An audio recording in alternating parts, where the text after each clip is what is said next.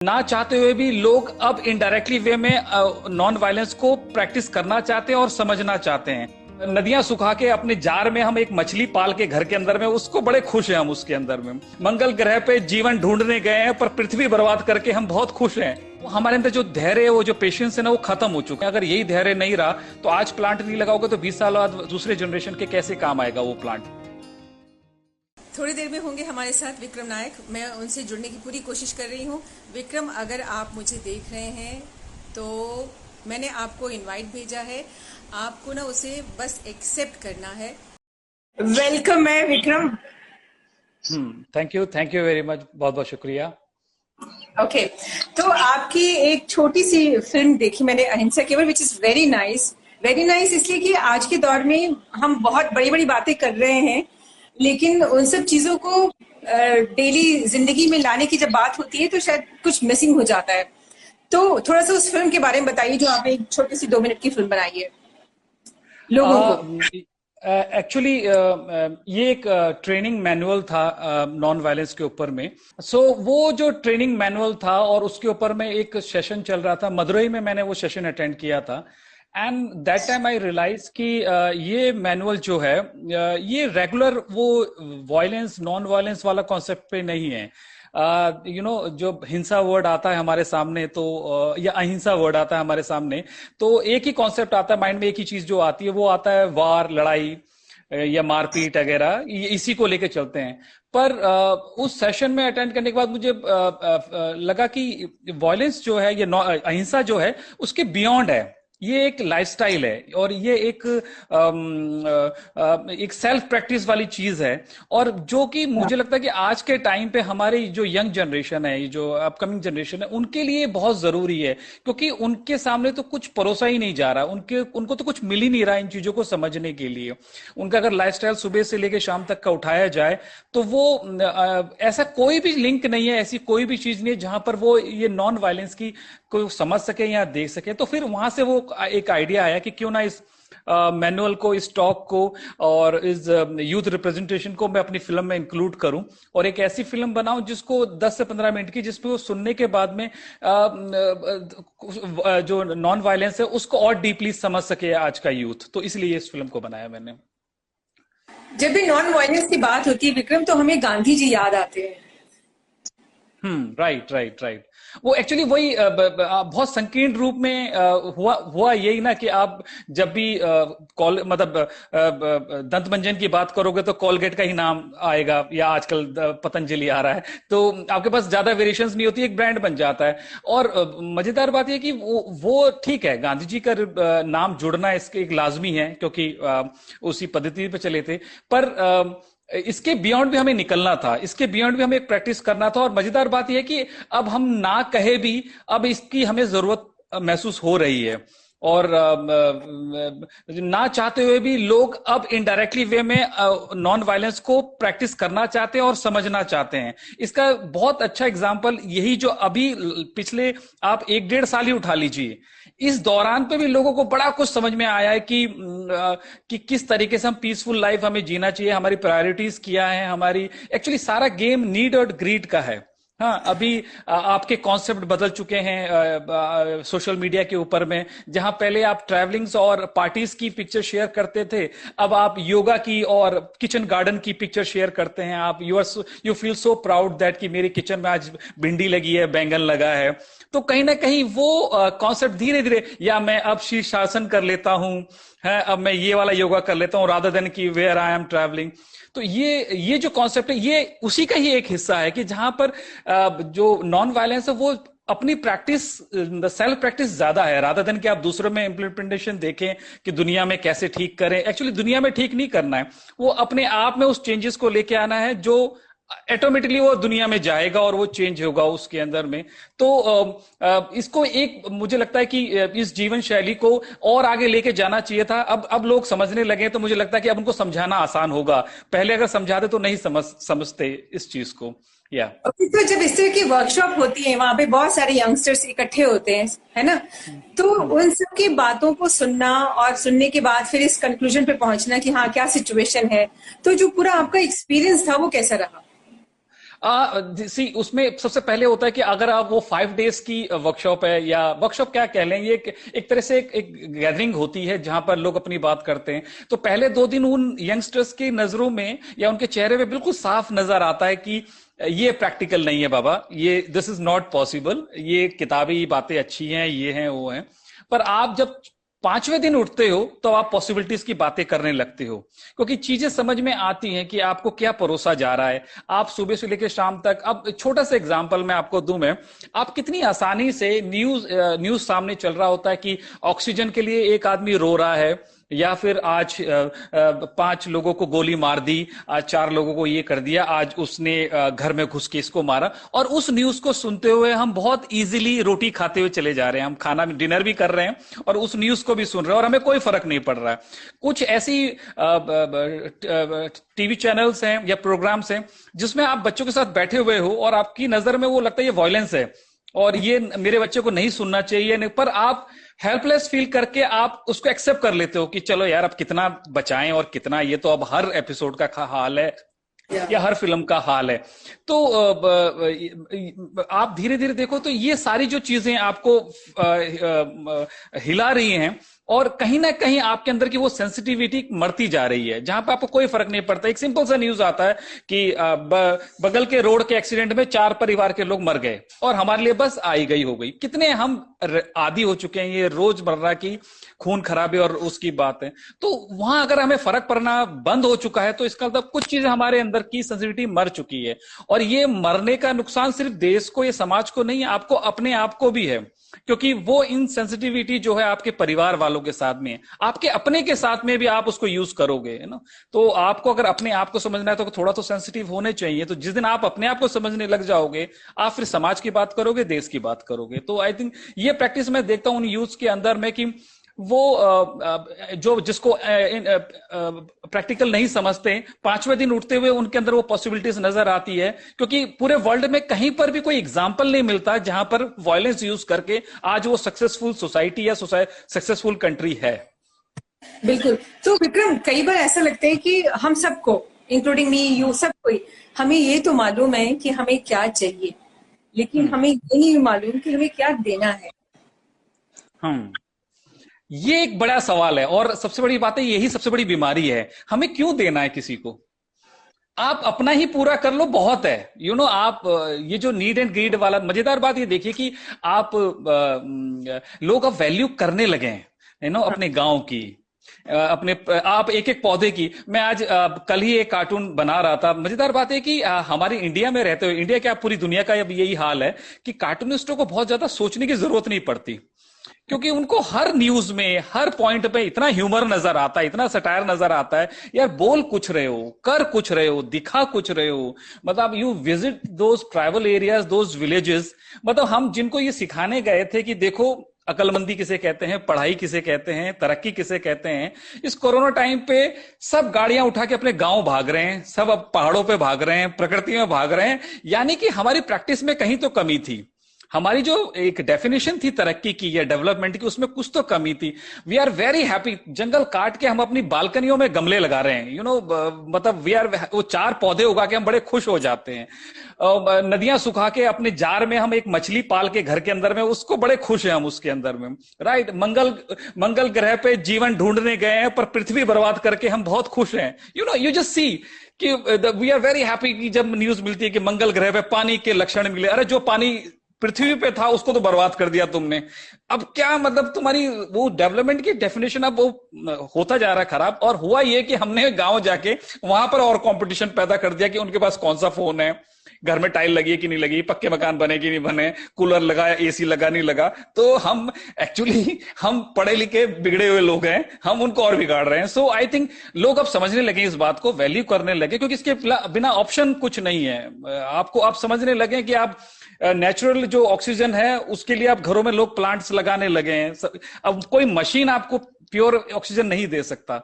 तो इस all about that अगर आप अपने आप नहीं समझोगे तो वक्त आपको समझाएगा, और इसी तरीके से जर्नी होगी। पर ये बेटर है कि थोड़ा सा पहले समझ जाएं तो हम आने वाली जनरेशन के लिए कुछ छोड़ पाएंगे। परफेक्ट। लेकिन जैसे आपका जो काम है, जब कोई इंसान नॉन वायलेंस की, अहिंसा की बात करता है, तो सबको लगता है कि कुछ अलग सा काम हो रहा होगा। तो पहले तो आप सबको बताइए कि आप करते क्या हैं। नहीं, मैं आर्टिस्ट हूँ, मैं विजुअल आर्टिस्ट हूँ और अलग अलग माध्यमों में मैं काम करता हूँ। तो पर मकसद वही रहता है कि जो थॉट या जो मन में विचार आया उसको कैसे मैं अपने आर्ट के थ्रू लोगों के साथ शेयर कर सकूं, या फिर अपने ही विचारों को और मजबूत कर सकूं। जब कुछ लिख रहा हूं या ड्रॉ कर रहा होता हूं तो एक्चुअली मैं अपने उन थॉट्स को और कॉन्क्रीट कर रहा होता हूं और मजबूत कर रहा होता हूं मैं उसको लेके मैं। अब तो बहुत ज्यादा ये रेगुलर हो गया है कि आप जब भी सिर्फ नॉन वायलेंस की बात नहीं कर रहा हूं मैं, आप किसी भी समाज से रिलेटेड बदलाव की बात करोगे जाके उनको अनप्रैक्टिकल ही लगेगा। वो हमारे अंदर जो धैर्य, वो जो पेशेंस है ना, वो खत्म हो चुका है। आज अगर हम बोलेंगे कि आज लगाओ और 5 साल 10 साल बाद में चेंज नजर आएगा, वो धैर्य नहीं चाहिए, वो समझ में नहीं आता। रिजल्ट आज चाहिए। कोई भी पॉलिसी है, कोई भी आप कदम उठाते हो, उसका रिजल्ट आने में थोड़ा टाइम लगता है। वो आजकल की यूथ के अंदर में वो धैर्य थोड़ा सा कम हो गया। जैसे गैजेट्स इनके हाथ में आए हैं, तो अगर ये उंगलियां चलती हैं और पिक्चर और फोटो जैसे चलते हैं इनके हाथ में, तो कहीं ना कहीं जो पूरी रूटीन में जो प्रैक्टिस है वो कहीं ना कहीं इनके अंदर धैर्य खत्म कर रही है। अगर यही धैर्य नहीं रहा तो आज प्लांट नहीं लगाओगे तो 20 साल बाद दूसरे जनरेशन के कैसे काम आएगा वो प्लांट। तो आप ये इस फिलॉसफी को आपको समझना पड़ेगा। और मुझे लग रहा नहीं, अभी थोड़ा सा जो अपकमिंग जनरेशन है वो थोड़ी सी सेंसिटिव हुई है इन सब चीज इश्यूज को लेके, और बस उनको एक प्लेटफॉर्म नहीं मिल पाता या उनको ऑप्शंस नहीं मिल पाते। और एक पकी पकाई जो न्यूज है या इंफॉर्मेशन है वो शेयर की जाती है लिमिटेड दायरे के अंदर में। तो अपना एक ओन रिसर्च चाहिए हमारी आने वाली जनरेशन को या यूथ को। वो मुझे लग रहा है कि वो हमें उनको बताना पड़ेगा कि आप अपना एक रिसर्च कीजिए, आप अपना वो, रादर देन कि आप आई गई न्यूज से आप अपने आप को देखें क्या है क्या नहीं है। आपका अपना एक रिसर्च बहुत जरूरी है और उसके लिए हमें इंफॉर्मेशन देना बहुत जरूरी है। तो ये सब एक्चुअली इस पूरी एक्टिविटीज के दौरान पे, ये जो चाहे कार्टून्स हो, चाहे पेंटिंग्स हो, चाहे फिल्म्स है, मेरा मकसद रहता है कि कुछ ऐसा मटेरियल डेवलप कर सकूं जिससे मैं अगर नहीं भी हूं तो वो अगले 10 लोगों को मैसेज कन्वे कर सके। मतलब मैं कोई साधु महात्मा नहीं जो मैसेज कन्वे कर रहा हूं, बस मैं अपने लिए ड्रॉ करता हूं और वो पब्लिकली शेयर कर लेता हूं मैं। अभी आपने एक बड़ी अच्छी लाइन बोली कि कार्टूनिस्ट को हर चीज में एक ह्यूमर नजर आता है और वो ड्रॉ कर देता है अपना कार्टून, लेकिन उस ह्यूमर को देखने के बाद लोगों को क्या नजर आता है ये कार्टूनिस्ट को भी नहीं पता होता कई बार। नहीं, पर मजेदार बात देखिए ना आप, अब लोगों को कार्टून में ही मजा आता है। पहले भी था, ऐसा नहीं था। उनको बहुत क्लोज लगता है वो कार्टून जो महंगाई बढ़ रही है या प्राइस हो रहा है या करप्शन है या कैसे पॉलिटिकल पार्टीज काम करती है या सिस्टम कैसे काम करता है, उनको सब पता है। उनको ऑलरेडी सब कुछ पता है। मैं कार्टून में कुछ ऐसा नहीं परोस रहा हूं जो उनको नहीं पता। उनको ये नहीं पता कि मैं कोई मंगल ग्रह का कार्टून नहीं बना रहा हूं मैं। पर वो जब वही होता है ना कि वो फिल्म के उसी सीन पे सबसे ज्यादा तालियां मारते हैं जिसको जो उनकी जिंदगी के करीब लगता है। तो कार्टून बेसिकली वही है कि आप उसको कैसे थोड़ा सा और मसाला लगा के, थोड़ा सा उसके अंदर में क्रिएटिवली आप उसको परोसते हो कि जूता गीला करके आप मारते हैं बेसिकली, और कुछ नहीं है। पर दुख की बात यह है कि अब कार्टून्स का भी जो लेवल है, वो दायरा है, वो बंद होता चला जा रहा है, कम होता चला जा रहा है। और जो उन कार्टून्स के अंदर के हम जो जिन लोगों की हमें बात करनी चाहिए, चाहे वो रूरल बेल्ट हो हमारा या ट्राइबल बेल्ट हो हमारा या जो भी है, इस तरीके के सब्जेक्ट्स कम होते चले जा रहे हैं। और हम वही पॉलिटिकली चीजों के अंदर में देखिए ना, आप अगर पिछले 20-25 साल के उठा के देखें, वही पेट्रोल का पाइप होगा, इधर का नेता बदल जाता है, वही सब्जेक्ट्स रहते हैं। आप अगर 50 साल पुराने भी कार्टून उठाएंगे, उसमें भी महंगाई की बातें हो रही होंगी, उसमें भी करप्शन की बातें हो रही होंगी, उसमें भी सिस्टम की बातें हो रही होंगी, और आज भी वही हो रही होगी।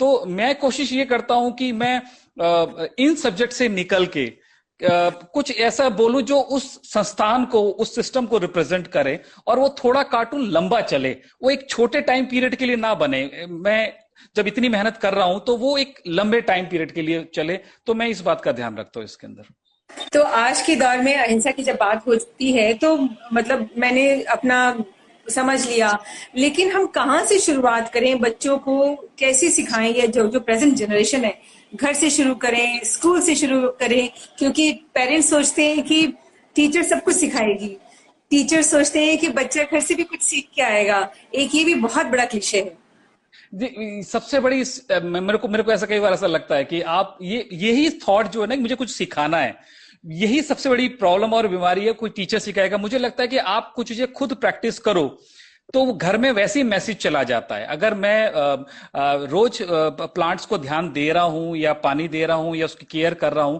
इनडायरेक्टली वे में आप कहीं ना कहीं अपने बच्चों को मैसेज दे रहे हो। तो घर में कहीं किसी कॉर्नर पे आप केयर करते हो या सर्व करते हो या हेल्प कर रहे हो, अपने ही फैमिली मेंबर्स को आप हेल्प करते हो, तो बच्चे बहुत ऑब्जर्व करते हैं कि अच्छा ये चीजें आपने एक गिलास उठा के भी किचन में रखा है, तो इनडायरेक्टली वे में आपने मैसेज दिया कि अपना काम खुद करो। तो मुझे ऐसा लगता है कि आपने कुछ सिखाना नहीं है, आपने एटमोस्फेयर बनाना है, और वो एटमोस्फेयर आपको फिर हेल्प करेगा उन लोगों को मैसेज कन्वे करने के लिए। आप किसी को डंडा या फिर जोर जबरदस्ती के, यही एक प्रॉब्लम है उसको लेके। और अहिंसा जो है बेसिकली वो यही कॉन्सेप्ट है, आप संवाद करते हो, डायलॉग का एक स्पेस होता है उस पूरी प्रैक्टिस के अंदर में, संरचना करते हो, कुछ क्रिएटिव चीजों के लिए करते हो, और उस चीज को पाने का एक संघर्ष है आपका कि ये मिलना चाहिए, ये हमें होना चाहिए। हमारे बीच में संवाद खत्म होता चला जा रहा है, हम डायलॉग सब कम होते चले जा रहे हैं, हम बात कम करते हैं, फैमिली मेंबर्स के बीच में बात नहीं हो रही, तो हमारे सोसाइटी समाज में हम क्या बातें करेंगे। आप अगर रिकॉल करें अपने आप को कि आपने अपनी फैमिली मेंबर के साथ में कब कितना अच्छा टाइम और किस तरह के डायलॉग्स आप करते हैं, जरा रिकॉल कीजिए, तो आपको लगेगा कि वो वैल्यू टाइम। ये तो अच्छा हुआ कि ये जो लॉकडाउन हुआ और इसमें आप इतना सारा टाइम अपनी फैमिली के साथ में गुजार रहे हैं और उसको यूज कर रहे हैं। तो ये मुझे ऐसा लगता है कि इस वर्ड को अगर हम उठा दें कि हमें सिखाना है, तो वो मुझे ऐसा लगता है कि आप खुद प्रैक्टिस कीजिए, खुद अपने आप में इंप्लीमेंट कीजिए, और वो जो नीड और ग्रीड वाला जो हिसाब किताब है वो जरा घर में रखिए, क्योंकि प्रकृति ने हमें सब कुछ दिया है। वो नदी बह रही है, आप अपने हिस्से का पानी उठाइए और नदी आगे निकल जाएगी दूसरे के लिए। पर स्टोर करने की जो एक कवायद ना, वो इंसान ने ही शुरू करी है कि मुझे इतना चाहिए पर मैंने इतना रखना है, पता नहीं कब जरूरत पड़ जाए। तो ये स्टोरेज वो वाला सीन है ना, तो वो एक गलत प्रैक्टिस है हमारी लाइफ के अंदर में। तो मैं कोशिश करता हूं, बाकी लोग भी कोशिश करते हैं, पर इस और एक बात जो मुझे ऐसा लगता है कि जो मुझे बड़ा हेल्प करता है कि आप जब ये ज्यादा से ज्यादा टाइम आप इन किसानों के साथ में, इन आदिवासियों के साथ में, या जो जमीन और प्रकृति से जुड़े हुए ऑर्गेनाइजेशन या फिर लोग हैं, उनके साथ जरा आप टाइम गुजारिए, तो आपको एक्चुअली फील होता है कि आप कितने पथरीले हो चुके हैं, आप कितने सीमेंटेड हो चुके हैं, आप कितने आप एक ठर्रे के बन चुके हैं कि आप हिल नहीं सकते उस दीवारों से। आपने एक सुबह उठना है और मशीन की तरह जीते जीते जीते रात को सो जाना है उसके अंदर में। और हम लोगों को सेंसिटिविटी सिखाने जा रहे हैं। हमें लगता है कि दुनिया के सबसे सेंसिटिव इंसान मैं हूं, मुझे बड़ा दर्द है। हर इंसान को लगता है कि मुझे पॉलिटिकल नॉलेज सबसे ज्यादा है, मुझे सोशल नॉलेज सबसे ज्यादा है, मैं तुम क्या समझोगे, मैं जो तकलीफ मुझे है, तुम क्या जानोगे जो खुशी मुझे है। ये लास्ट टाइम ये छत्तीसगढ़ की ही बात थी। पदयात्रा करते हुए एक गांव के अंदर में बैठे और एक आंगन में जाके बैठे, और क्योंकि उस गांव का सरपंच भी हमारे साथ था और सरपंच की बड़ी रिस्पेक्ट होती है गांव में, तो जिस घर के आंगन में हम बैठे हुए थे, तो सरपंच ने कुछ अपनी लैंग्वेज में उस गांव के उस घर के आदमी को बोला कि ये आए हुए हैं, शहर से आए हैं, इनके लिए पानी वानी या खाना कुछ खाने के लिए ले आओ। दोपहर का टाइम था, वो लैंग्वेज उनकी अलग थी, पर वो ये बोल रहे हैं, इतना मैं समझ सकता था कि वो कुछ बोल रहे हैं कि कुछ खाने के लिए ले आओ इनके लिए। अब वो उन्होंने फिर अपनी लैंग्वेज में कुछ बोला, पर उन्होंने जो बोला वो मेरी समझ में नहीं आया। तो उस बात पे सरपंच ने अफसोस जताया, उनके चेहरे से लगा अच्छा कोई बात नहीं, ऐसे बोल के चल दिए। जब हम उठ के चल दिए तो मैंने पूछा कि जो कार्यकर्ता थे कि क्या बोले, तो वो क्या बताया कि एक्चुअली 2 दिन पहले जो आंधी तूफान आया था यहाँ पे, और उसमें इनके आंगन का एक पेड़ गिर गया, टूट गया, मतलब जड़ से उखड़ गया। तो वो पेड़ों को एक फैमिली मेंबर मानते हैं, और जब कोई जाता है तो घर में 6 दिन या 7 दिन खाना नहीं बनता है। तो जैसे घर में किसी की डेथ होती है तो घर में खाना नहीं बनता, पड़ोस वाले ही खाना देके जाते हैं। इतनी सेंसिटिविटी है उन लोगों के अंदर में कि वो पेड़ को एक फैमिली मेंबर मान के चलते हैं। तो हम क्या उनको शहर से जाके गांव में सिखाने जाएंगे। तो मुझे लगता है कि अब इंस्टीट्यूट हमें गांव में शिफ्ट करने चाहिए और उनसे हमें सीखना चाहिए कि हमें रहना कैसे है। That's very nice, Vikram. तो मुझे सबसे अच्छा ये लगा कि कम से कम इस दौर में आप एक छोटा सा बड़ा सा जो भी आपका थॉट था वो लेकर के आए सामने, सबको बात बताई अपनी, विच इज वेरी अप्रिशिएटेबल, क्योंकि मतलब ये बहुत बड़ी बात है। तो आई एम श्योर कि आप इसी तरह अपने थॉट को कार्टून के माध्यम से, फिल्म के माध्यम से, अपनी बातों के माध्यम से लेके आते रहें, और अच्छा लगता है। कई बार हमें ना सिर्फ सुनना बहुत अच्छा लगता है।